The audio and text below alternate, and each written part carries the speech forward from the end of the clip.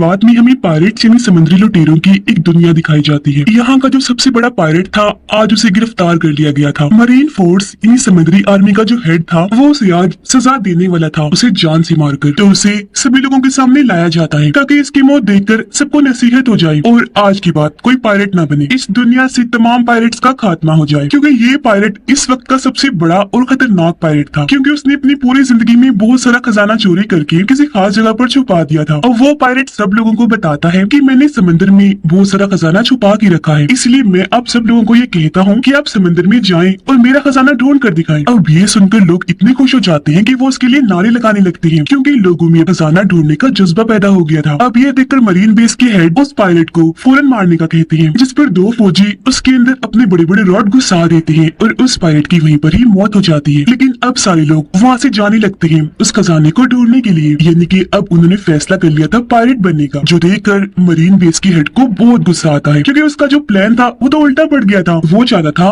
कि पायलट्स का खात्मा हो जाए, लेकिन उस पायलट के मरने के बाद अब तो बहुत सारे पायलट सामने आ गए थे और अब वो उस बड़े पायलट के खजाने को ढूंढने निकल गए। इसके बाद हमें 22 साल के बाद की कहानी दिखाई जाती है। हम एक कश्ती में कहानी के हीरो को देखते हैं जिसका नाम लूफी होता है। लूफी भी उस पायलट के खजाने को ही ढूंढने जा रहा था, क्योंकि वो समंदर का सबसे बड़ा पायलट बनना चाहता है और वो अपने सफर में काफी आगे आ चुका है। लेकिन जिस कश्ती में वो सवार था अब उसमें पानी आना शुरू हो गया था, क्योंकि वो काफी दिन से सफर कर रहा था। अब वो डूब ना जाए इसलिए जल्दी से एक ड्रम में जाकर बैठ जाता है। उसका सारा सामान पानी में तैरने लगा और वो ड्रम भी जिसमें वो छुपा हुआ था, पर यहाँ कम से कम वो डूबने से बच गया था। लेकिन फिर उसका ड्रम तैरते तैरते दो पायलट्स के जहाजों के बीच पहुंच जाता है, जिन दोनों जहाजों की आपस में लड़ाई हो रही थी। अब यहाँ बड़ी शिप की कैप्टन एक औरत थी, जिसको पकड़ने के लिए मरीन बेस ने बहुत सारा इनाम रखा हुआ था। वो फिर अपने साथियों के साथ मिलकर दूसरे जहाज के लोगों पर हमला कर देती है। एक एक करके उन्हें बुरी तरह मारकर वो बंदी बना लेती है और उन्हें भी अपने शिप में ले आती है। कैप्टन के साथी भी दूसरे शिप का सामान लूटकर अपने शिप में लाने लगते हैं। ये लोग उस ड्रम को भी उठाकर अपनी शिप में ले आते हैं जिसमें लूफी छुपा हुआ था। जैसे ही रात हुई लूफी ड्रम से बाहर आ जाता है, लेकिन उसे बाहर आता हुआ एक लड़का देख लेता है जो वहाँ पर कैदी था और वो लूफी को देखकर डर जाता है, चीख मार देता है। लूफी उसके मुंह पर हाथ रखकर उसे चुप करवाता है और कहता है कि डरो मत, मैं तुम्हें कोई नुकसान नहीं पहुंचाऊंगा। जिसके बाद लूफी उसे अपने बारे में बताता है कि मैं भी एक पायलट हूँ। पर वो कैदी लड़का कहता है कि तुम पायलट नहीं लगते क्योंकि तुम अच्छे लग रहे हो। जिस पर लूफी का जवाब था कि नहीं,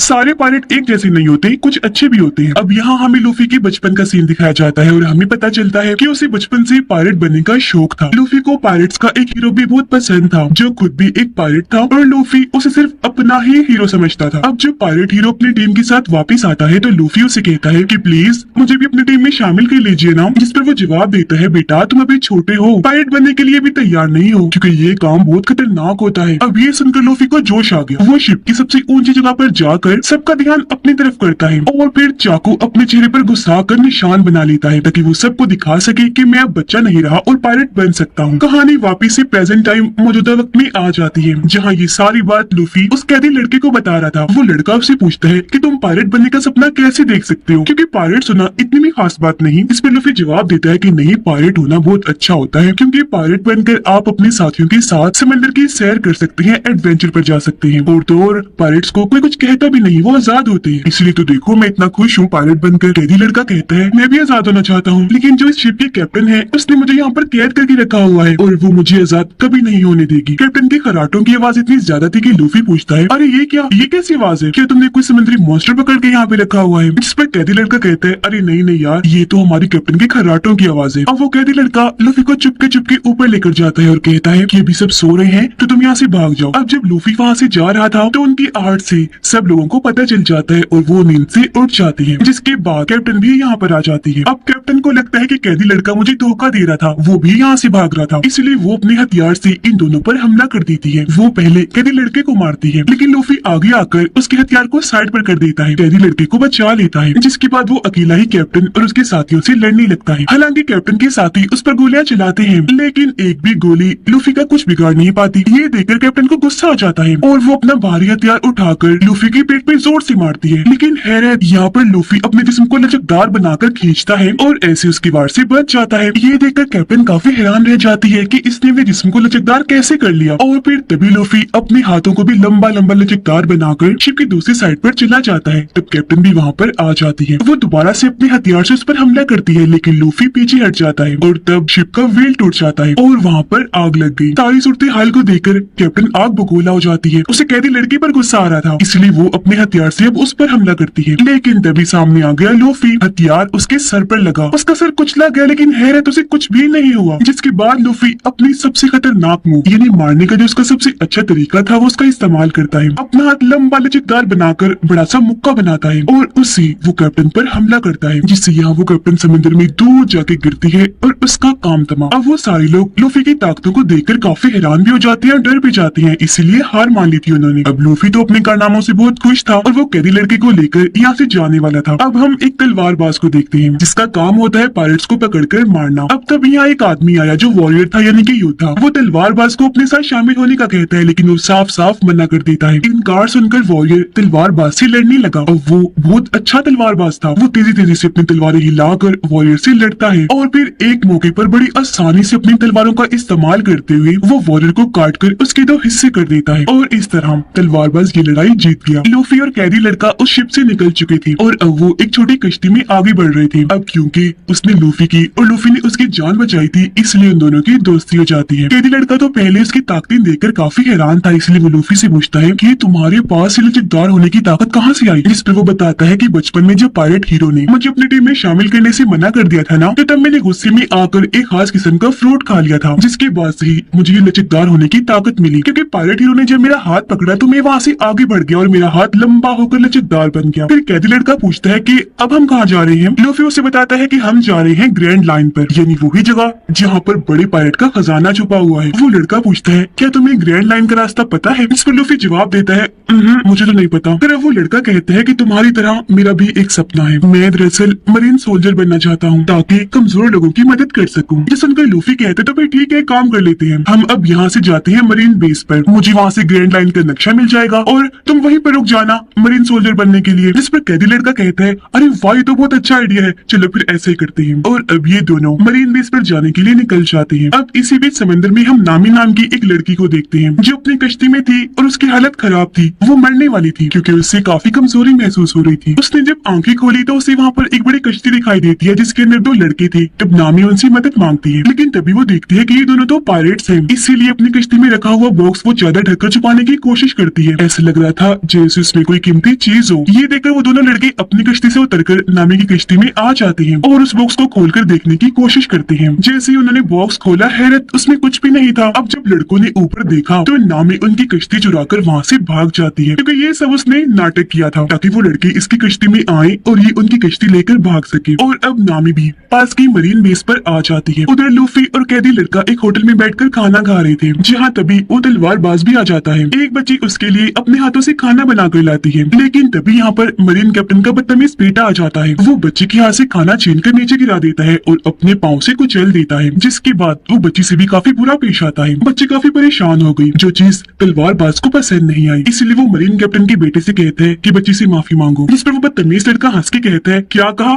मैं इस बच्ची से माफी मांगू? कभी नहीं हो सकता। ये कहकर वो तलवार निकाल लेता है, जो देखकर तलवारबाज भी अपनी तलवार निकाल लेता है। सिर्फ 1-2 वार करके ही उसे हरा देता है। ये देखकर कुछ और लोग भी तलवारबाज की तरफ आते हैं उसे लड़ने के लिए, लेकिन एक को वो टांग मार के ही गिरा देता है, एक का सर टेबल पर देकर मारता है और 2 की बाजुएं पकड़कर उन्हें तोड़ देता है और साइड में फेंक के मारता है। एक को वो पकड़कर ऐसे घूमता है कि उसे जोर से टांग मारता है। तभी यहाँ पर नामी भी आ जाती है, वो भी एक आदमी का सर टेबल पर देकर मारती है और उसे जख्मी कर साइड में उठाकर ले जाती है। अब कैदी लड़का काफी डरा हुआ था, टेबल के नीचे छुपकर ये सब कुछ देख रहा था, जबकि लूफी इस लड़ाई को काफी एंजॉय कर रहा था। तलवारबाज ने सभी मरीन सोल्जर्स को मार दिया था, जिसके बाद वो पकड़ता है मरीन कैप्टन के बेटे को, उसे जान से मारने ही वाला था कि तभी वो लड़का कहता है कि प्लीज तुम मुझे छोड़ दो, मैं कैप्टन का बेटा हूँ, तुम जो मांगोगे वो तुम्हें दे देंगे। अब ये सुनकर तलवारबाज उसे फिलहाल के लिए छोड़ देता है और उसके डैड मरीन कैप्टन के पास आता है अपना इनाम लेने, क्योंकि उसकी ड्यूटी पायरेट्स को मारने की भी थी। लेकिन मरीन कैप्टन कहते हैं कि पहले तुम्हें मुझे इनाम देना होगा, जो है कि तुम्हें 7 दिन के लिए मेरे पास कैद रहना होगा। इस पर तलवारबाज कहते हैं अच्छा, अगर तुमने मुझे कैद करने की कोशिश की तो सबसे पहले तुम्हारा बेटा मरेगा। अब ये सुनकर मरीन कैप्टन का बेटा भड़क जाता है और अपने डैड को कहता है डैड या क्या करे है, पैसे दे दे इसको। लेकिन उसके डैड उसे ही मुक्का मारकर दूर फेंक देते हैं। अब मरीन कैप्टन तलवारबाज को कहता है कि तुम्हारी इस हरकत के बाद कोई भी मरीन बेस तुम्हें इनाम नहीं देगा, फिर चाहे तुम जितने मर्जी पायरेट्स को मार लो। अब तुम्हारे पास 2 रास्ते हैं, या तुम हमारे साथ काम करो या फिर मेरे पास 7 दिनों के लिए कैद हो जाओ। इस पर तलवारबाज कहता है कि मैं तुम्हारे साथ काम तो नहीं करूंगा, लेकिन हाँ 7 दिनों के लिए कैद हो जाता हूँ। और अब उसे पकड़कर कैद कर लिया जाता है, उसे बांध दिया जाता है। अब अगले ही दिन लूफी भी यहाँ पर आ जाता है ग्रैंड लाइन के नक्शे को चुराने के लिए। लूफी ऊपर छोटे से रास्ते से आया था। वो जब देखता है कि तलवारबाज को वहाँ पर बांधा हुआ है तो वो उसकी रस्सियां खोलकर उसे आजाद कर देता है और जिस रास्ते से आया था वहाँ से ही वापस चला जाता है। उधर नामी एक मरीन ऑफिसर की यूनिफॉर्म चुराकर उसे पहनकर अंदर घुस जाती है क्योंकि वो भी यहाँ पर ग्रैंड लाइन का नक्शा ही चुराने आई थी। लेकिन जब वो नक्शा ढूंढ रही थी तो तब दो मरीन ऑफिसर अंदर आ जाते हैं और उसे पहचान लेते हैं कि नामी कोई मरीन ऑफिसर नहीं है बल्कि इसने तो सिर्फ वर्दी ही पहनी हुई है, इसलिए वो उस पर हमला कर देते हैं। लेकिन वो भी जल्दी से आगे बढ़ी। मेल ऑफिसर को तो वो अपनी टांग में ही लपेट कर नीचे गिरा देती है और रोड से फीमेल ऑफिसर पर हमला करके उसका भी काम तमाम कर देती है। इतनी ही देर में छत तोड़कर यहाँ पर लूफी भी आ जाता है क्योंकि उसने सारी बात सुन ली थी और अब इन दोनों को ही पता चल गया था कि हम यहाँ पर ग्रैंड लाइन का नक्शा चुराने आए हैं। अब लूफी मरीन कैप्टन की ऑफिस जाने लगता है क्योंकि ग्रैंड लाइन का नक्शा वहीं पर ही रखा हुआ है। तब नामी भी उसके पीछे पीछे जाने लगती है पर तभी अचानक इनके सामने मरीन कैप्टन आ जाता है और क्योंकि नामी ने यूनिफॉर्म पहना हुआ था तो वो उसे मरीन ऑफिसर ही समझता है। नामी यहाँ पर उसे बताती है वो दरअसल मैंने इस कैदी को अभी कैद किया है तो मैं इसे जेल में डालने जा रही थी। जो सुनकर कैप्टन यहाँ से चला जाता है पर यहाँ हमने देखा कि नामी बहुत चालाक है। उसने मरीन कैप्टन की जेब काट ली थी और अब उसके ऑफिस की चाबियां इनके पास आ गई थी। तो अब ये दोनों चाबियों से ताला खोलकर उसके ऑफिस घुस जाती हैं। अलग अलग होकर ग्रैंड लाइन का नक्शा ढूंढने लगते हैं। मरीन कैप्टन अब उस जगह पर आता है जहाँ पर वो दोनों ऑफिसर पड़े थे जिन्हें अभी अभी नामी ने पीटा था। दोनों ऑफिसर मरीन कैप्टन को बताते हैं कि वो लाल बालों वाली लड़की यानी कि नामी कोई मरीन सोल्जर नहीं है बल्कि वो तो यहाँ पर घुस गई है, पायरेट है। ये सुनकर मरीन कैप्टन को याद आया कि वो तो मेरे ऑफिस की तरफ गई है, इसलिए वो यहाँ पर इमरजेंसी अलार्म बजा देता है। उधर लूफी और नामी को वो तिजोरी मिल गई थी जिसमें ग्रैंड लाइन का नक्शा रखा हुआ था, लेकिन लाख कोशिश के बाद भी वो इस तिजोरी को नहीं खोल पा रही थी। तभी बाहर मरीन कैप्टन भी आ गया था। वो दरवाजा पीटने लगता है और उन्हें दरवाजा खोलने का कहता है, लेकिन यहाँ पर लूफी मजबूती से तिजोरी को पकड़ता है। नामी उसके पीछे से आकर उसे जोर से पकड़ लेती है। यहाँ लूफी अपनी लचकदार ताकत का इस्तेमाल करके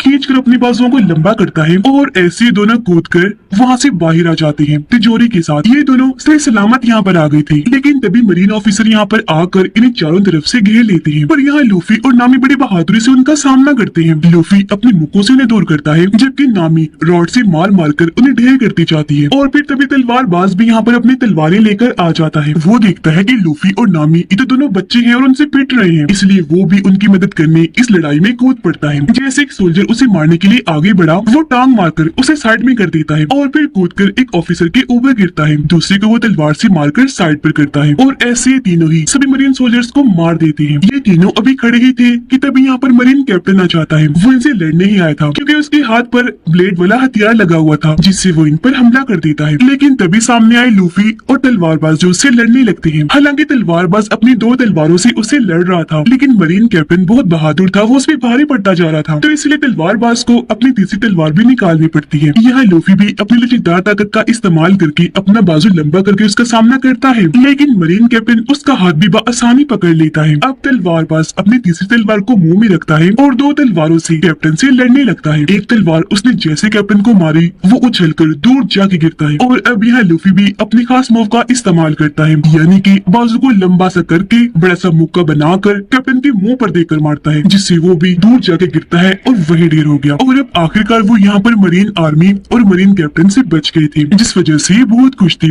तलवारबाज इनकी और मदद करता है। वो तिजोरी को उठाकर लूफी की कश्ती तक लेकर जाता है। इससे पहले कि ये यहाँ से जाते मरीन कैप्टन का बेटा यहाँ पर आ जाता है गन्स लेकर, लेकिन तभी यहाँ पर आ जाता है कैदी लड़का भी और वो उसके मुंह पर जोरदार मुक्का मारकर उसे बेहोश कर देता है। उसे देखकर लूफी काफी खुश हो जाता है कि तुम यहाँ भी आ गए, और अब वो उसे भी अपने साथ ले जाने का सोचता है क्योंकि अब मरीन आर्मी इनके पीछे पड़ गई थी। जिस पर कैदी लड़का कहता है कि नहीं तुम जाओ, मैं यहीं पर रुकूंगा अपना सपना पूरा करने के लिए। मैं एक अच्छा मरीन ऑफिसर बनूंगा, लोगों की मदद करने के लिए, जुल्म को मिटाने के लिए। उसकी बातें सुनकर लूफी काफी मुतासिर हुआ और अब वो नामी और तलवारबाज को उस कश्ती में लेकर वहाँ से निकल जाता है। अब हम दोबारा से मरीन बेस के हेड को देखते हैं जिन्होंने 22 साल पहले सबसे बड़े पायलट को पकड़ा था और उसे सजा दी थी। अब बेस के हेड को पता चलता है कि कोई उनकी मरीन बेस से ग्रैंड लाइन का नक्शा चुरा कर ले गया है। ये जानकर मरीन बेस के हेड काफी परेशान हो जाते हैं और अब वो भी इस मरीन बेस पर आने लगते हैं। अब हमें दिखाया गया एक जोकर जो भी एक पायलट ही था और उसे भी ग्रैंड लाइन का नक्शा चाहिए था, इसलिए वो अपने लोगों को लूफी के पीछे भेजता है वो नक्शा चुराने के लिए। उधर लूफी, नामी और तलवारबाज कश्ती से आगे बढ़ रहे थे। यहाँ खुशी खुशी नामी उस तिजोरी को खोल लेती है जिसके अंदर से इन्हें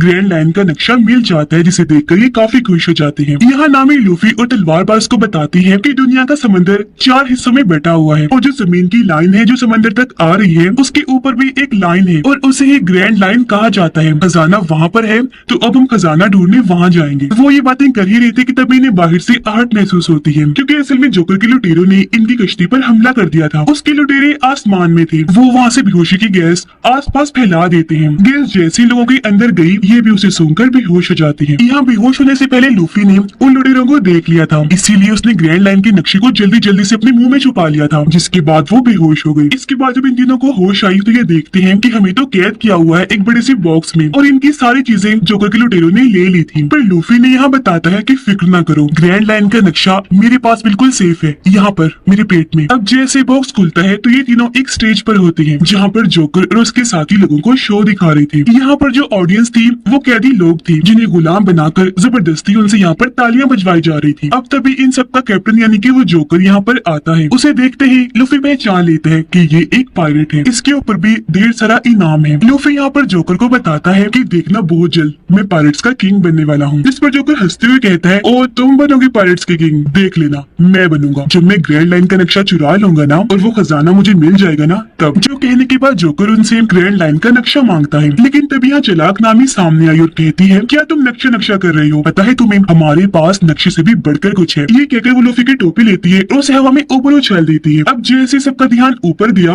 मौका पाकर वो यहाँ से भाग जाती है। अपनी टोपी पकड़ने के लिए लूफी अपना हाथ फिर से लंबा करता है। अब उसकी लचकदार ताकत देखकर सारे ही लोग काफी दंग रह जाते हैं, यहाँ तक कि वो जोकर भी कि ये इसने कैसे कर दिया। अब जब नामी सर्कस से बाहर आती है तो वो देखती है कि जोकर ने इनका पूरा शहर तबाह बर्बाद कर दिया है। शहर की बुरी हालत देखकर वो भी सोच रही थी कि तब यहाँ पर जोकर के लोग आकर उसे पकड़ लेते हैं और दोबारा से उसे अपने हेड जोकर के पास ले आते हैं। तभी जोकर के लोग तलवारबाज और नामी को पकड़कर उन्हें अपने साथ ले जाते हैं। जोकर लूफी के पास आता है और उससे ग्रैंड लाइन के नक्शे के बारे में पूछता है, लेकिन वो उसे कुछ नहीं बताता, जिस वजह से जोकर को गुस्सा आ गया और वो लूफी को सजा देने के लिए उसके हाथ पांव बंधवा देता है और उन्हें खिंचवा कर और लंबा लचकदार कर देता है, क्योंकि उसे लग रहा था कि ऐसा करने से लूफी को तकलीफ होगी। लेकिन लूफी तो उल्टा हंस रहा था, क्योंकि उसे तकलीफ नहीं हो रही थी बल्कि मजा आ रहा था। अब जब जोकर लूफी के पास आया तो वो उसकी टोपी देखकर पहचान लेता है कि ये तो पायरेट हीरो की टोपी है। तब यहाँ जोकर उसे बताता है कि जब मैं तुम्हारी उम्र का था ना तब मैं और पायरेट हीरो एक ही टीम में हुआ करते थे, लेकिन उसने भी मुझे धोखा दे दिया। अब लूफी से नक्शा लेने के लिए जोकर यहाँ पर एक चाल चलता है। वो उसके सामने एक बच्चे को लाता है और कहता है कि अगर तुमने नक्शा ना दिया तो मैं इसे मार दूंगा। ये देखकर लूफी को गुस्सा आ गया और वो जैसे तैसे खुद को छुड़वा लेता है और यहाँ पर अपनी सबसे खास मूव का इस्तेमाल करता है, यानी कि लंबी बाजू करके बड़ा सा मुक्का बनाकर वो जोकर के मुंह पर जोर से मारता है, जिससे उसका सर ही टूटकर जिस्म से अलग होकर दूर जाके गिरता है। पर हैरत, सर अलग होने के बाद भी जोकर मरा नहीं था बल्कि जिंदा था। उसका कटा हुआ सर बोल रहा था, हंस रहा था और जो जिस्म था वो भी अपना काम कर रहा था। और फिर तभी उसका सर दोबारा से आकर उसके जिस्म के साथ लग जाता है। ये देखकर लूफी काफी हैरान हो जाता है। तब जोकर उसे बताता है कि तुम्हारी तरह मैंने भी वो खास किस्म का फल खाया था, तो तब मुझे ये ताकत मिली, यानी कि मैं अपने जिस्म को हिस्सों में काट भी सकता हूँ और दोबारा से जोड़ भी सकता हूँ। अब जोकर वहीं खड़े खड़े अपना हाथ अलग करता है और हाथ को लूफी के पास भेजकर जो बेहोशी वाली गैस है उसे फिर से फोड़ देता है, जिससे लूफी बेहोश हो जाता है। उधर नामी और तलवारबाज को अब कैद कर दिया गया था, लेकिन यहाँ पर नामी के पास ताले को खोलने की चाबी थी, जिसकी मदद से वो ताला खोलने लगती है। लेकिन तभी यहाँ पर जोकर का एक साथी आ गया। वो तलवारबाज के पास आकर कहता है कि तुमने मेरे भाई और मेरे लोगों को बड़ा भगा भगा कर मारा था और आज मैं उस चीज का बदला लूंगा, तुम्हें भी बिल्कुल वैसे ही मारूंगा। अब तलवारबाज गोल चीज पर बंधा हुआ था जैसे कोई पहिया होता है, जिसे जोकर का वो आदमी घुमा देता है और चाकू की मदद से बार बार उस पर निशाना लगाता है, लेकिन ये नाकाम निशानेबाज था और इसका एक भी निशाना ठीक नहीं लगता। इसी दौरान नामी ताला खोल लेती है और जल्दी से बाहर आकर जोकर के इस आदमी को जोर से टांग मारती है और उसे तलवारबाज की तरफ फेंकती है। तलवारबाज जल्दी से उसे अपनी बाजू की मदद से पकड़ लेता है। नामी तलवारबाज की रस्सियां खोलती है, जब आजाद होते ही उस आदमी को मारकर आसानी से बेहोश कर देता है और ये दोनों यहाँ से बाहर आ जाते हैं। अब मरीन बेस के हेड भी यहाँ पर आ गए थे। यहाँ मरीन कैप्टन मरीन बेस के हेड से झूठ बोलता है, इसलिए ताकि वो कैदी लड़के को फंसा सके। वो कहते हैं मेरे बेटे की गलती थी, जिस वजह से वो पायलट यानी कि लूफी ग्रैंड लाइन का नक्शा चुराकर यहाँ से भाग गया, लेकिन मेरे बेटे को एक नए मरीन ऑफिसर ने बचा लिया, जो कहकर वो उसे कैदी लड़के से मिलवाता है। मरीन बेस के हेड जैसे कैदी लड़के को देखते हैं तो उन्हें शक हो जाता है कि ये घबराया हुआ है, तो जरूर ये भी लूफी के साथ मिला हुआ है, इसलिए वो उसे अकेले में मिलने को बुलाते हैं। अब कैदी लड़का जब उनसे मिलने गया तो मरीन बेस के हेड उसे कहते हैं कि बताओ तुम उन पायलट्स के साथ कब से काम कर रहे हो, क्योंकि मैं सारी सच्चाई जान गया हूँ, मुझे पूरा यकीन है। यहाँ बेस के हेड का आदमी भी कहता है कि एक बार तुम्हें लूफी के साथ देखा गया था, इसीलिए अब जो भी सच है जल्दी से बता दो। ये सुनकर कैदी लड़का काफी घबरा गया और वो सारी सच्चाई मरीन बेस के हेड को बता देता है। कहता है कि लूफी ने मेरी मदद की थी मेरी कैप्टन से मुझे आजाद करवाने में, तो वो और मैं उस शिप से भाग गए थे और यहाँ पर आ गई। जिसके बाद वो तो चला गया लेकिन मैं यहीं पर रुक गया क्योंकि मैं मरीन ऑफिसर बनना चाहता था। अब हेड समझ जाते हैं कि ये सच बोल रहा है, इसलिए वो कैदी लड़के को भी अपने साथ शामिल कर लेते हैं ताकि ये मिलकर लूफी को पकड़ सके। उधर जोकर ने लूफी को पकड़कर एक टैंक में कैद कर दिया था। जब उसे होश आई तो वो खुद को यहाँ पाकर काफी परेशान हो जाता है क्योंकि इस टैंक में धीरे धीरे करके समंदर का पानी बह रहा था और समंदर के पानी की वजह से लूफी यहाँ पर अपनी ताकतों का इस्तेमाल नहीं कर पाता क्योंकि वो यहाँ पर कमजोर पड़ता जा रहा था। तभी यहाँ पर जोकर भी आ गया और वो उसे दोबारा ग्रैंड लाइन का नक्शा मांगता है लेकिन लूफी उसे नहीं देता। इस वजह से जोकर को काफी गुस्सा आ गया और वो टैंक में पानी की स्पीड बढ़ा देता है और अब समंदर का पानी तेजी से वहाँ पर आकर लूफी पर गिरने लगा। अब हमें यहाँ दोबारा से लूफी के बचपन का सीन दिखाया जाता है जहाँ पर उस वक्त वो काफी दुखी था जब पायरेट हीरो उसे अकेला ही छोड़कर चला गया। उसके जाने के बाद यहाँ पर एक और पायरेट आया जो बहुत बुरा था। वो आते ही लूफी को पकड़कर उसे मारने लगता है, परेशान करने लगता है। लेकिन ठीक इसी वक्त पर यहाँ पर पायरेट हीरो दोबारा आ गया। उसने जब देखा कि लूफी के साथ ये ऐसा सलूक कर रहे हैं तो उसने एक एक करके उस पायरेट के सभी साथियों को मारकर ढेर कर दिया। लेकिन तब तक वो बुरा पायरेट लूफी को लेकर कश्ती में बिठाकर समंदर में आ गया। पर तभी यहाँ पर एक बहुत बड़ा समुद्री मॉन्स्टर आकर इनकी कश्ती पर हमला कर देता है जिससे इनकी कश्ती पलट गई और ये दोनों समंदर में जाके गिरते हैं। डूबने की वजह से उस बुरे पायरेट की तो वहीं पर मौत हो जाती है। इससे पहले कि लूफी भी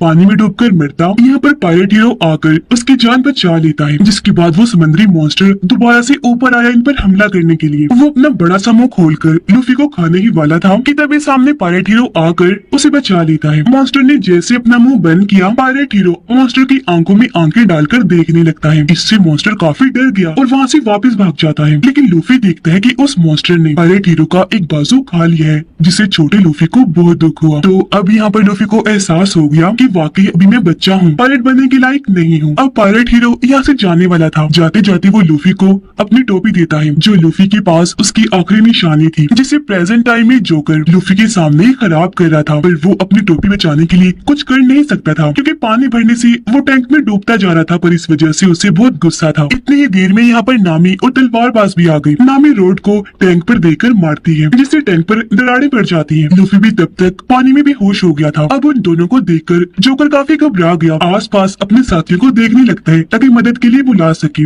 लेकिन नामी और तलवारबाज ने तो पहले ही उसके साथियों का काम तमाम कर दिया था। दरारें काफी गहरी हो गई थी इसलिए टैंक टूटता है और पानी के बहाव के साथ लूफी बाहर आ जाता है। उसे तब तक होश भी आ गई थी और यहाँ अब उसके मुंह से ग्रैंड लाइन का नक्शा भी बाहर निकल कर आ जाता है। अब लूफी के सामने दो चीजें पड़ी हुई थी, नक्शा और उसकी टोपी। क्योंकि उसकी टोपी ज्यादा जरूरी थी इसीलिए वो उसकी तरफ ही बढ़ता है। लूफी टोपी उठाता है जबकि जोकर वो नक्शा उठा लेता है जिसे देखकर वो काफी खुश हो रहा था। ये देखकर तलवारबाज उस पर तलवार से हमला करता है। तलवारबाज ने उसका गला काटा था लेकिन अपनी ताकत से वो गला दोबारा जोड़ लेता है और उन्हें ही अपनी ताकतें दिखाने लगता है। यानी कि उनकी आंखों के सामने वो अपने जिस्म के हिस्से काट कर दोबारा से जोड़ने लगता है और फिर वो अपने जिस्म के बहुत सारे टुकड़े करके उनसे नामी और तलवारबाज पर हमला करवा देता है। हालांकि नामी और तलवारबाज उसके जिस्म के टुकड़ों से लड़ रहे थे लेकिन वो इन पर भारी पड़ रहा था। ये देखकर लूफी को जोकर पे काफी गुस्सा आया इसलिए वो भी उठा उसे लड़ने के लिए। वो यहाँ पर अपने स्पेशल मूव का इस्तेमाल करता है, अपना मुक्का उसके पेट के आर पार कर देता है। लेकिन इससे भी जोकर को कुछ नहीं होता और अब वो लूफी पे भी भारी पड़ता है। जोकर का कटा हुआ हाथ आकर लूफी की गर्दन को पकड़ लेता है और उसका गला दबाने लगता है। लूफी ने जब साइड पर देखा तो वहाँ पर बहुत सारे बॉक्सेस पड़े हुए थे जिन्हें लूफी नामी को दिखाता है और अपना सारा प्लान समझाता है। जिसके बाद लूफी और तलवारबाज बारी बारी करके जोकर के जिस्म के टुकड़ों को बॉक्सेस की तरफ फेंकते हैं और नामी जल्दी से रॉड की मदद से उन्हें कैद करती रहती है। इस वजह से जोकर के पास अब जिस्म के बहुत थोड़े हिस्से रह गए थे और अब वो काफी छोटा हो गया था। और अब यहाँ पर लूफी अपनी खास ताकत का इस्तेमाल करता है। वो अपने दोनों बाजों को लंबा करके बड़े बड़े हाथ बनाता है, दोनों हाथों से एक साथ उस पर हमला करके उसे वहाँ से उड़ा देता है। जिसके बाद लूफी वो नक्शा नामी को दे देता है क्योंकि अब उसे इन दोनों पर भी यकीन हो गया था और ये अच्छे दोस्त बन गए थे। अब ये तीनों मिलकर वहाँ पर कैद लोगों को आजाद करवाते हैं जिन्हें ऑडियंस बनाकर वहाँ पर बिठाया गया था। उधर मरीन बेस के हेड ने मरीन कैप्टन को गिरफ्तार कर लिया था और उन्हें वहाँ पर बांध दिया था क्योंकि हेड जान चुकी थी कि एक अच्छा मरीन कैप्टन नहीं है, ये बहुत ही बुरा है और बहुत नाइंसाफी करता है, बेहद जालिम भी है। अब मरीन बेस के हेड ये फैसला करते हैं कि अब मैं खुद अपनी नई मरीन आर्मी बनाकर लूफी को पकड़ने के लिए निकलूंगा। उनकी नई मरीन आर्मी सामने खड़ी हुई थी जिनमें कैदी लड़का और मरीन कैप्टन का बेटा भी शामिल था। जिसके फौरन ही बाद ही लूफी को पकड़ने के लिए समंदर में निकल जाते हैं। उधर लूफी सबको आजाद करवाकर अपने दोनों साथियों नामी और तलवारबाज को लेकर कश्ती में बैठकर वहाँ से निकल जाता है। अब तभी नामी अकेले में जाती है और किसी को कॉल करके बताती है कि ग्रैंड लाइन का नक्शा मेरे पास आ गया है और अब मैं आ रही हूँ, जिससे यहाँ हम समझ पाए कि नामी उन्हें धोखा दे रही है और वो किसी और के साथ मिली हुई है। अब यहाँ से हमें 7 साल के पहले का वक्त दिखाया जाता है, जहाँ पर एक बच्चा जो दरअसल लूफी का दोस्त था, वो अपने गाँव में हर वक्त ये अफवाह फैलाता रहता था कि लुटेरे आ गए, लुटेरे आ गए, जल्दी से छुप जाए। इस वजह से सब लोग काफी डर जाया करते थे और फौरन अपने अपने घरों में जाकर छुप जाती थी। अब लोगों को लगता था कि वो सच बोलता है, लेकिन कुछ अरसे के बाद लोगों को यह एहसास हुआ कि वो झूठ बोलता था। यहाँ पर कोई लुटेरे नहीं आया करते थे, इसीलिए अब कोई भी उसकी बात का यकीन नहीं करता। वो लोग डरते नहीं और ना ही अपने घरों में जाकर छुपते हैं। अब कहानी वापस आ जाती है प्रेजेंट टाइम में, जहाँ वो बच्चा यानी कि लूफी का दोस्त अब बड़ा तो हो चुका है, लेकिन अभी भी वो अफवाह फैलाता है कि लुटेरे आ गए, लुटेरे आ गए, जल्दी से छुप जाओ। लेकिन अब कोई उसकी बात का यकीन नहीं करता। उधर लूफी और उसके साथी जब आगे बढ़ रही थी तो उनका शिप खराब हो जाता है, क्योंकि उसमें सुराख हो गया था और पानी अंदर आ रहा था। तो इसलिए अब ये लोग नई शिप खरीदने के लिए उसी लड़के यानी लूफी के दोस्त के आइलैंड पर आ जाते हैं और अपने पुराने शिप को पानी में ही डूबने देते हैं, ताकि उसके जरिए कोई इन तक पहुंच न सके। मरीन बेस के हेड अपनी टीम को लेकर आगे बढ़ रहे थे लूफी को पकड़ने के लिए। जोकर उन बॉक्सेस में से अपने जिस्म के सारे हिस्से वापस ले चुका था, जिन्हें जोड़कर अब वो पहले जैसा बन गया था। वो भी वहाँ पर खड़ा ही था कि तभी उसके पास अजीब सा मछुआरा आता है और कहता है कि चलो मेरे साथ, तुम्हें हमारे मछुआरे के हेड ने बुलाया है। पर जोकर उसके साथ जाने से मना कर देता है और वहाँ से भागने की कोशिश करने लगा, लेकिन तभी वो अजीब मछुआरा उसके मुंह पर जोरदार मुक्का मारता है, जिससे जोकर वहीं पर बेहोश हो जाता है। तब मछुआरा उसे उठाकर अपने साथ ले आया। उधर लूफी इस आइलैंड पर फिर रहा था और अपने लिए नई शिप की तलाश कर रहा था, जहाँ पर एक शिप उसे पसंद आ भी जाती है। वो जब उसे पास से देखने गया तो इस शिप में लूफी का वही दोस्त था जो बचपन में अफवाहें फैलाया करता था। यहाँ वो लूफी से मिलता है और उसे बताता है कि मैं ही इस शिप की देखभाल करता हूँ, अगर तुम्हें ये शिप चाहिए तो चलो मैं तुम्हें अपने दोस्त से मिलवाने ले चलता हूँ, क्योंकि ये शिप उसकी है, बल्कि शिप है तो क्या पूरा आइलैंड ही उसका है। जो सुनकर लूफी, नामी और तलवारबाज उससे मिलने के लिए तैयार हो गए और अब लूफी का दोस्त उन तीनों को अपने दोस्त से मिलवाने ले जाता है उसके घर पर, जहाँ उसका घर हम देखते हैं बहुत शानदार खूबसूरत था, क्योंकि वो लड़की बहुत अमीर थी। जिसके बाद वो लड़की अंदर से निकलकर बाहर आती है, उसके साथ उसका दोस्त भी था, लड़की के साथ उसका दोस्त भी था जिसका नाम क्लाडोर था। अब इस अमीर लड़की की कल 28वीं बर्थडे थी, यानी कल वो 18 साल की हो जाएगी। तो उसका दोस्त यहाँ पर आकर उसे पहले ही हैप्पी बर्थडे विश कर देता है। वो फिर अमीर लड़की से लूफी, नामी और तलवारबाज को भी मिलवाता है, ये कहकर कि ये तीनों भी मेरे साथी हैं। तब अमीर लड़की उस लड़की यानी लूफी के दोस्त को कहती है कि आज रात तुम और तुम्हारे ये साथी यहीं पर रुक जाओ हमारे साथ रात का खाना खाने के लिए। यहाँ पता चला कि अमीर लड़की के मोम डैड मर चुके हैं और अब वो इस घर में बिल्कुल अकेली रहती है, इसलिए उसका दोस्त क्लाडोर और नौकरी उसकी देखभाल करते हैं। अब वो अमीर लड़की जब अकेली बैठी थी तो खुफिया रास्ते से वो लड़का यानी लूफी का दोस्त उसके पास आता है। बर्थडे गिफ्ट के तौर पर वो उसे समंदर से लाया हुआ मोती देता है और उसे खुश करने के लिए यह बड़ी बड़ी बातें करता है कि मैं कई बार समंदर में जाकर एडवेंचर कर चुका हूँ। बातों के दौरान ही लड़की को खांसी होने लगी। तब लूफी का दोस्त उसे चाय लाकर पिलाता है, जिससे उसकी तबीयत थोड़ी बेहतर होती है। लूफी और नामी कपड़ों वाले कमरे में जब गए तो वो ये सोचकर काफी परेशान हो रही थी कि यहाँ पर तो इतने सारे कपड़े हैं, हम कौन से पहने। यहाँ पर तभी तलवारबाज भी आ जाता है और वो इन दोनों से पूछता है कि अमीर लड़की के साथ जो उसका दोस्त है क्लाडोर, कि तुम्हें वो जाना पहचाना सा लग रहा है। मुझे तो लग रहा है, मुझे ऐसा महसूस हो रहा है जैसे पहले मैं उससे मिल चुका हूँ। जिस पर लूफी और नामी कहते हैं कि नहीं तो हमें तो नहीं ऐसा लगता। उधर वही क्लाडोर अपनी मीठी मीठी बातों में अमीर लड़की को फंसाकर उसे काफी खुश कर देता है। अमीर लड़की उसके गले से लग जाती है और कहती है कि मैं तुम्हें अपना सबसे अच्छा दोस्त मानती हूँ, तुम मेरे सबसे ज्यादा करीब हो। पर क्लाडोर तो असल में उसका दोस्त नहीं बल्कि दुश्मन था, क्योंकि वो अमीर लड़की को मारने के लिए दोनों नौकरों के साथ मिलकर प्लान बना चुका था, ताकि उसके मरने के बाद सब कुछ उसका हो जाए और वो इस आइलैंड पर राज कर सके। इसी वजह से क्लाडोर हर रोज लड़की को थोड़ा थोड़ा जहर दे रहा था, जिस वजह से वो लड़की बीमार रहती है। यह दोनों नौकरों ने मिलकर लड़की को मारने के लिए बहुत सारा जहरीला सूप बनाया हुआ था, ताकि उसकी 18वीं सालगिरह से पहले ही वो उसको मार दे। फिर अब रात को बर्थडे पार्टी होती है, जहाँ पर लूफी, नामी और तलवारबाज पार्टी को काफी इंजॉय करती है, मजे मजे के खाने खाती है। यहाँ नामी एक आदमी से बात करती है जो कि यहाँ का खास आदमी था, क्योंकि वो अमीर लड़की का सारा बिजनेस और लेन देन संभालता था। वो यहाँ का डीलर था। अब तभी अमीर लड़की यहाँ पर क्लाडोर के साथ आती है और अपने डीलर से मिलती है। अब तलवारबाज क्लाडोर से बात करता है और उससे पूछता है तो मुझे जाने पहचाने से लग रहे हो, क्या पहले हम मिल चुके हैं। जिस पर क्लाडोर मना कर देता है कि नहीं, मुझे ऐसा नहीं लगता, हम पहली बार ही मिल रहे हैं। अब डीलर अमीर लड़की को कहता है कि मुझे आपसे कोई जरूरी बात करनी है, पर क्लाडोर मना कर देता है और कहता है कि बातें बाद में होती रहेंगी, पहले सब खाना खा लेते हैं। अब जब ये सारे लोग खाना खा रहे थे तो यहाँ पर लूफी अमीर लड़की से उसे शिप के बारे में बात करता है कि हम वो लेना चाहते हैं, क्योंकि हम पायरेट्स हैं और ग्रैंड लाइन के लिए जा रहे हैं, तो हमें उस शिप की जरूरत है। अमीर लड़की कहती है कि आज रात 12 बजने के बाद मैं 18 साल की हो जाऊंगी, तब हर चीज मेरे कंट्रोल में आ जाएगी तो शिप मैं तुम्हें दे दूंगी। वो बातें कर ही रही थी कि तभी लड़की की तबीयत खराब होने लगी। ग्लाडोर कहते हैं किसी आराम की जरूरत है, आप सब लोग यहाँ से चले जाइए। पर अमीर लड़की मना कर देती है कि नहीं नहीं मत कहो होने जाने का, आज रात वो यही रुकेंगे। ये सुनकर तब ग्लाडोर भी चुप हो जाता है और अमीर लड़की को उठाकर उसके कमरे में छोड़ने जाता है। अब मरीन बेस के हेड और कैदी लड़का जब एक जगह पर बैठे हुए थे तो वहाँ पर मरीन कैप्टन का बेटा आता है और बताता है कि एक आइलैंड के पास हमें लूफी की शिप का सामान मिला है। जिस पर मरीन बेस के हेड कहते हैं तो इसका मतलब है लूफी उस आइलैंड पर गया है, तो अब तुम दोनों उस आइलैंड पर जाओ और लूफी को पकड़कर यहाँ पर लेकर आओ। अब जब डीलर अकेला था तो उसके पास ग्लाडोर आता है क्योंकि वो डीलर को मारना चाहता है। वजह ये थी कि डीलर ग्लाडोर की सच्चाई जान चुका था, जो सारी बात आज रात वो अमीर लड़की को बता देगा। अब यहाँ हमने देखा कि ग्लाडोर के पास भी तेज चलने और दौड़ने की स्पीड और ब्लेड की ताकत है। उसके हाथ में 5 ब्लेड लगे हुए थे, वो उन्हें डीलर के अंदर घुसाकर उसे बहुत बुरी तरह मार देता है। अब हम जोकर को देखते हैं जिसे वो मछुआरा अपने हेड के पास उठाकर ले आया था। हेड जोकर को कहता है कि मैं यहाँ का सबसे बड़ा और खतरनाक पायलट हूँ, अगर तुम यहाँ पर कुछ लूटोगे तो आधा हिस्सा मुझे भी दोगे। जिस पर जोकर कहता है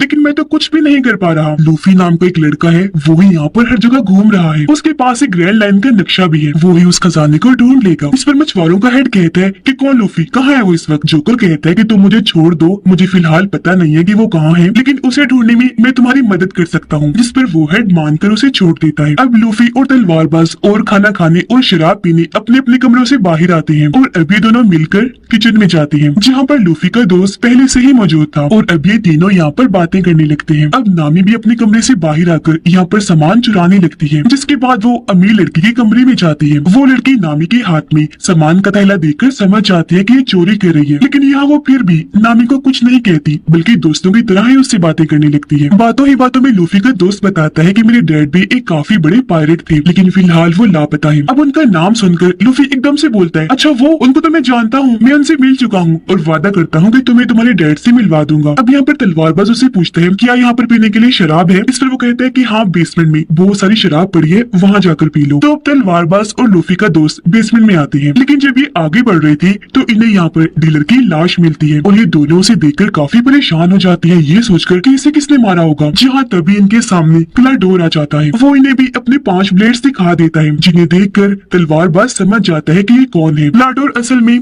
ब्लैक आर्मी का कैप्टन था, जो कि बुरे पायलट्स होते हैं और इसके ऊपर भी ढेर सारे पैसों का इनाम रखा गया है। अब एकदम ही तलवारबाज अपनी तलवार से उस पर हमला करता है, लेकिन वो अपनी ब्लेड से उसकी तलवार नीचे करता है और ऐसे उसके हमले से बच जाता है और फिर ग्लाडोर अपनी स्पीड की ताकत से वहाँ से झट से गायब हो गया। इतनी ही देर में ग्लाडोर के दोनों साथी इन्हें नौकर यहाँ पर आ जाते हैं। एक नौकर तलवारबाज के सर पर कोई चीज मारकर उसे बेहोश कर देती है, जो देखकर लूफी का दोस्त एक छोटी सी जगह से जल्दी से यहाँ से भाग जाता है और नौकरों के हाथ लगने से बच गया। अब ग्लाडोर यहाँ पर वापिस आया और अपने नौकरों से कहता है कि उन दोनों की लाशों को ठिकाने लगाओ, इन्हें डीलर की और तलवारबाज की, जो कहकर वो यहाँ से चला गया। लूफी किचन में आया क्योंकि उसे भूख लग रही थी, तो जहरीले सूप को देखकर उसे रहा नहीं गया और वो सारा का सारा सूप पी जाता है। इससे वो मरता तो नहीं लेकिन फौरन बेहोश हो जाता है। उधर नामी भी अमीर लड़की से बातें करने के बाद उसकी काफी अच्छी दोस्त बन गई थी और जो सामान अब नामी ने चुराया था वो सारा वापस रख देती है। उधर वो दोनों नौकर डीलर की लाश और बेहोश तलवारबाज को एक कुएं के पास लाकर उसके अंदर फेंक देते हैं, जिसके बाद वो भी वहाँ से चले जाते हैं। लूफी का दोस्त जो पहले ही काफी घबराया हुआ था, अब वो दोबारा से हर घर में जाकर इस बार सच बताता है कि मेरी बात का यकीन कर लो, उठो जागो, सच में यहाँ पर लुटेरे आ गए हैं। अब हालांकि इस बार वो सच बोल रहा था, लेकिन कोई भी उसकी बात का यकीन करने को तैयार ही नहीं था। और फिर तभी लूफी का दूसरा दोस्त यानी कि कैदी लड़का भी अपने साथियों के साथ यहाँ पर आ जाता है। यह लूफी का दोस्त कैदी लड़की को सारी बात बता देता है कि ब्लैक आर्मी यानी बुरे पायलट का जो कैप्टन है वो यहाँ पर आ चुका है और सबको मार रहा है। उसके बारे में बताने के लिए मैं यहाँ पर आया हूँ। इस पर मरीन कैप्टन का बेटा कहता है कि ये झूठ है, ब्लैक आर्मी के कैप्टन को तो मेरे डैड ने मार दिया था, इसलिए हम यहाँ पर जो काम करने आए हैं वही करेंगे, यानी लूफी को ढूंढने के लिए। उसका नाम सुनकर लूफी का दोस्त बताता है तुम लूफी को ढूंढने आए हो यहाँ पर,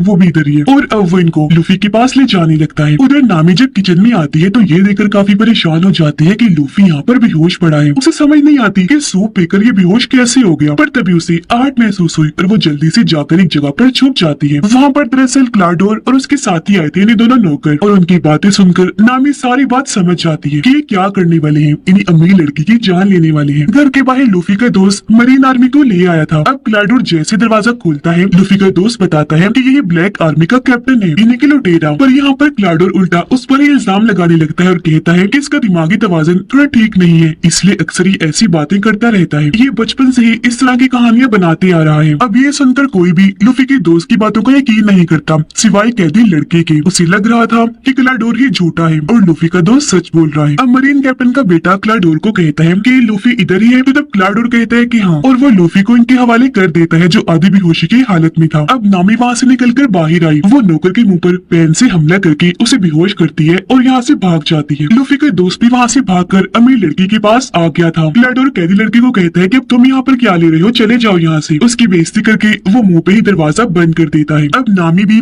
अमीर लड़की के पास आ गई थी, जहाँ पर लूफी का दोस्त पहले से ही मौजूद था। अब यहाँ पर नामी और लूफी का दोस्त मिलकर अमीर लड़की को क्लाडोर की सच्चाई बताते हैं कि वो तुम्हारा दोस्त नहीं है बल्कि दुश्मन है और सब कुछ हथियाने के लिए तुम्हें मारने का प्लान बना रहा है। अब तलवारबाज जो जिंदा था, जिसे कुएं में फेंक दिया था, वहाँ पर उसे होश आ गई थी। वो रस्सी बाहर फेंककर वहाँ से बाहर आने की कोशिश कर रहा था, लेकिन क्योंकि वो कुआं काफी गहरा था तो वो वहाँ से बाहर नहीं आ पाता। लेकिन वो फिर भी हार नहीं मानता, बार बार कोशिश करता रहता है। अब यहाँ हमें तलवारबाज के पास्ट का एक सीन दिखाया जाता है कि जब वो छोटा था, तलवारबाज बन रहा था, तो उसने अपने दोस्त से वादा किया था कि मैं इस दुनिया का सबसे बड़ा तलवारबाज बनूंगा। लेकिन बाद में उसे पता चला कि मेरी दोस्त की मौत हो गई है। उसे बहुत दुख हुआ और तब वो अपने दोस्त के साथ किए गए वादे को निभाने का सोचता है, यानी कि दुनिया का सबसे बड़ा तलवारबाज बनने के लिए वो निकल गया। प्रेजेंट टाइम में 12 बज गए थे और अब वो अमीर लड़की 18 साल की हो गई थी। इसलिए अब क्लाडोर उसकी सारी प्रॉपर्टी पर अपना कब्जा करने के लिए उसे मारने के लिए जाता है। वो करके सारे दरवाजों को बंद कर देता है ताकि वो लड़की अपनी जान बचाकर यहाँ से भाग न जाए। जिसके बाद वो अपने हथियारों, इन्हीं ब्लेड्स वाले हाथों और अपने नौकर साथियों के साथ अमीर लड़की के कमरे में जाता है। लेकिन अमीर लड़की तो पहले ही लूफी के दोस्त और नामी के साथ खुफिया रास्तों से यहाँ से भाग रही थी। ये लोग दीवारों के अंदर बने छोटे रास्ते से जा रहे थे, लेकिन तभी अमीर लड़की को खांसी हो जाती है। उसकी आवाज क्लाडोर ने सुन ली थी और उसे पता चल गया था कि वो लोग कहाँ हैं। इसीलिए वो उस दीवार में अपना ब्लेड्स वाला हाथ घुसा देता है। तलवारों से तीनों बाल बाल बचते हैं और अब ये जल्दी से यहाँ से भाग जाते हैं। तलवारबाज कुएं में अब खुद ही ऊपर आने की कोशिश करता है। वो चढ़कर ऊपर आ रहा था, लेकिन बार बार नीचे गिर रहा था। लेकिन इस बार भी वो हार नहीं मानता और बड़ी हिम्मत करके दोबारा से उठा, ऊपर चढ़ने लगा और आखिरकार वो कुएं से बाहर आ ही जाता है। उधर कैदी लड़का लूफी को पकड़कर अपने साथ ले जा रहा था। लूफी को होश आने लगी, इसलिए कैदी लड़का उसके पास जाता है। अब लूफी यहाँ पर पूरी तरह होश में आकर कैदी लड़के को कहता है कि मुझे यहाँ से वापस जाना होगा, क्योंकि क्लाडोर सच में बहुत खतरनाक है और मेरे दोस्तों की जान को खतरा है। मुझे उन्हें बचाना है, क्योंकि वो सच में ब्लैक आर्मी का कैप्टन है। लेकिन तभी मरीन कैप्टन का बेटा लूफी पर गन तान देता है ताकि वो यहाँ से भाग न सके। इतनी ही देर में तलवारबाज भी यहाँ पर आ गया था और वो उसके सभी साथियों को मार देता है। फिर वो मरीन कैप्टन के बेटे को जोरदार मुक्का मारता है, जिससे वो वहीं बेहोश होकर गिर जाता है। जिसके बाद लूफी और तलवारबाज अपने साथियों को बचाने के लिए निकल जाते हैं। घर में वो तीनों यानी कि अमीर लड़की, लूफी का दोस्त और नामी एक पुराने कमरे में आकर छुप जाते हैं। लेकिन तभी क्लाडोर भी यहाँ पर आ जाता है। उसे शक था कि वो यहीं पर है, इसलिए वो उन्हें ढूंढने लगता है। इसी दौरान लूफी और तलवारबाज भी जैसे तैसे घर का एक रास्ता खोलकर अंदर आ ही जाते हैं। लूफी जाता है ऊपर और तलवारबाज दूसरी साइड पर। तलवारबाज के सामने क्लाडोर के दोनों नौकर साथी आ जाते हैं, तो वो जल्दी से अपनी तलवार पकड़कर उनसे लड़ने लगता है। अमीर लड़की और नामी जैसे बाहर आए, क्लाडोर जल्दी से आगे आकर उन्हें पकड़ लेता है। वो उन्हें बस मारने ही वाला था कि तभी लूफी का दोस्त अपने हथियार से उस पर निशाना लगाता है, लेकिन इस बार भी वो बच जाता है। क्लाडोर को कुछ नहीं होता। अब क्लाडोर फुल स्पीड के साथ उसके पास आया और उस पर हमला करके उसे दूर फेंक देता है। फिर वो अमीर लड़की और नामी के पास आया। उसने अपना ब्लेड्स वाला हाथ ऊपर उठाया अमीर लड़की को मारने के लिए, लेकिन तभी पीछे लूफी आ गया, जिसने अपना हाथ लचकदार बना के लंबा करके उसे पकड़ लिया और ऐसे अमीर लड़की को बचा लिया। जिसके बाद अब लूफी क्लाडोर से लड़ने लगता है। लचकदार ताकत का इस्तेमाल करके वो उसे उठा कर मार रहा था, पर क्योंकि क्लाडोर काफी खतरनाक और ताकतवर था, इसलिए लूफी ज्यादा देर तक उसका मुकाबला नहीं कर पाता। क्लाडोर बहाने से काफी बार लूफी पर हमला करता है, जिस वजह से लूफी को थोड़ा रुकना पड़ता है। लेकिन फिर मौका पाकर लूफी उसके मुंह पर जोरदार मुक्का मारता है और वो दूर जाके गिरता है। तलवारबाज भी दोनों नौकरों से लड़कर उन्हें खूब मार रहा था। एक पर वो तलवार से ऐसे हमला करता है कि सीढ़ियों से नीचे फेंक देता है और ऐसे वो इन पर भारी पड़ रहा था। उधर क्लाडोर भी अब आमने सामने आकर लूफी से लड़ता है और अपनी ब्लेड से उसे दूर फेंक फेंक के मारता है, लेकिन इसका असर लूफी पर ज्यादा नहीं होता। वो बड़े आराम से बार बार बच रहा था। अब यहाँ पर लूफी अपनी सबसे खास मूव का इस्तेमाल करता है। वो लचकदार ताकत का इस्तेमाल करके अपनी गर्दन को लंबी करता है और उससे क्लाडोर पर हमला करके बाहर फेंक के मारता है। लेकिन तलवारबाज भी उसके दोनों साथियों को हराकर बंदी बना लेता है, यानी कि इन्होंने उन तीनों को ही पकड़ लिया था। अब इस तरह इन सभी दोस्तों ने उनसे लड़ाई की, उन्हें हराया और इन सब की ही जान बच गई। लेकिन नामी कहती है हमें जल्दी से यहाँ से निकलना चाहिए, क्योंकि मरीन आर्मी जान चुकी है कि हम यहाँ पर हैं और हमें पकड़ने वो यहाँ पर आती होगी। पर क्योंकि भागने के लिए इनके पास कोई शिप नहीं था, इसलिए अमीर लड़की इन्हें वही वाला शिप दे देती है। अब यहाँ पर अफवाह वाला लड़का यानी लूफी का दोस्त भी इनके साथ सफर में जाने के लिए तैयार हो जाता है और अब ये चारों उस शिप में बैठकर इस आइलैंड से निकल जाते हैं। हम देखते हैं कि क्लाइडोर भी मरा नहीं था बल्कि जिंदा बच गया था और वो भी कश्ती में बैठकर इस आइलैंड से निकल चुका था। कैदी लड़का वापिस आ गया था, जहाँ वो मरीन बेस के हेड से माफी मांगता है कि प्लीज मुझे माफ कर दीजिए, मैंने बहुत कोशिश की पर मैं लूफी को पकड़कर नहीं ला पाया। हेड उससे कहती है कि परेशान मत हो, तुमने कोशिश भी की और अपना काम भी पूरा कर दिया, तुम उन लोगों को आइलैंड से बाहर ले आए, यही बहुत है, अब हम उन्हें पकड़ लेंगे। वो ऐसा इसलिए कह रहा था क्योंकि अपनी दूरबीन से वो लूफी के शिप को देख पा रहा था। और अब मरीन बेस के हेड कहते हैं कि जल्दी से उनकी शिप पर हमला कर दो। उधर वो सारे लोग अपने इस नए शिप पर काफी इंजॉय कर रहे थे, हंसी खुशी अपने सफर पर आगे बढ़ रहे थे, लेकिन तभी इन पर बॉम्ब्स की बारिश होने लगती है। ये देखकर सारे दोस्त ऊपर आए। लूफी दूरबीन से देखते हैं कि ये कौन कर रहा है और उसे वहाँ पर मरीन बेस के हेड दिखाई देते हैं। उन्हें देखकर लूफी काफी हैरान हो गया, कहता है ये तो मेरे दादाजी हैं। अब ये सुनकर वो तीनों ही काफी हैरान रह जाते हैं। इन्हीं लूफी का दोस्त नामी और तलवारबाज, क्या ये तुम्हारे दादाजी हैं? लूफी के हाँ बोलने पर वो सोच में पड़ जाता है कि ये आखिर ऐसा क्यों कर रहे हैं। उनकी हैरानी के साथ ही ये कहानी इधर ही खत्म हो जाती है।